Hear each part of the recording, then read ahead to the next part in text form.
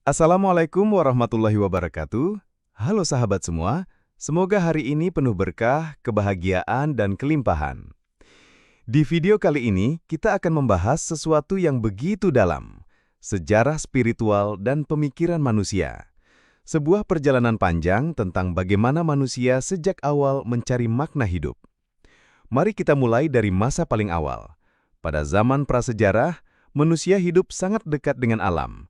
Mereka melihat matahari, bulan, gunung, dan laut sebagai sesuatu yang memiliki roh dan kekuatan.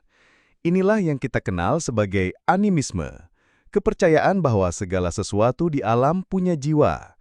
Dari sinilah lahir rasa hormat terhadap alam semesta. Seiring berkembangnya peradaban, muncul kisah-kisah mitologi. Mesir, Mesopotamia, Yunani, hingga India menciptakan dewa-dewi untuk menjelaskan misteri alam, tentang hujan, badai, kesuburan, dan kematian. Mitologi bukan sekedar dongeng, tapi cara manusia menciptakan makna hidup bersama.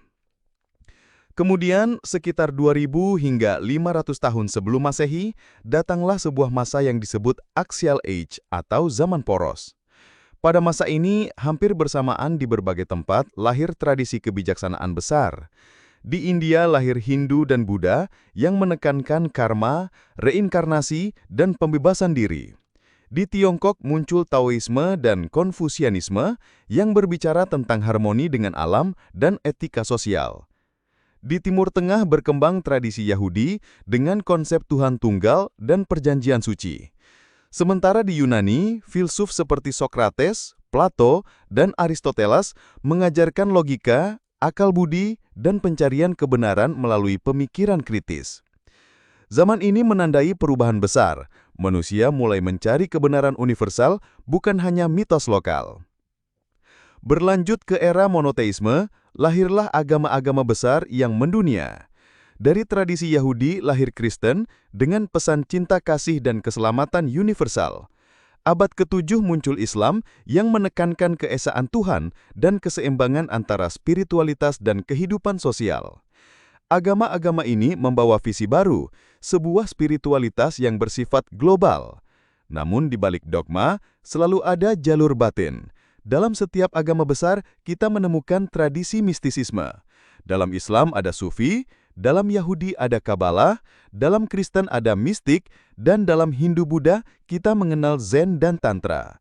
Semua jalur ini mengajarkan hal yang sama, hubungan langsung dengan yang ilahi melampaui sekedar ritual luar. Memasuki era modern, ilmu pengetahuan dan filsafat bangkit. Manusia mulai memisahkan agama dengan sains.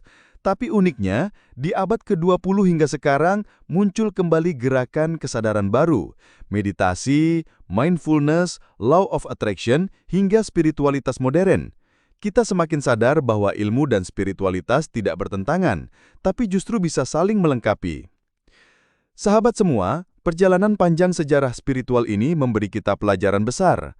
Bentuknya boleh berubah dari roh alam, mitos, agama, filsafat, ilmu, hingga spiritualitas modern, tapi inti pencarian manusia selalu sama. Siapa aku? Dari mana aku berasal? Dan kemana aku akan pergi? Dan mungkin jawabannya bukan hanya ada di luar sana, tetapi ada di dalam kesadaran diri kita sendiri. Terima kasih sudah tonton video ini, semoga bermanfaat, dan jangan lupa subscribe, like, dan share video ini. Sekali lagi, terima kasih.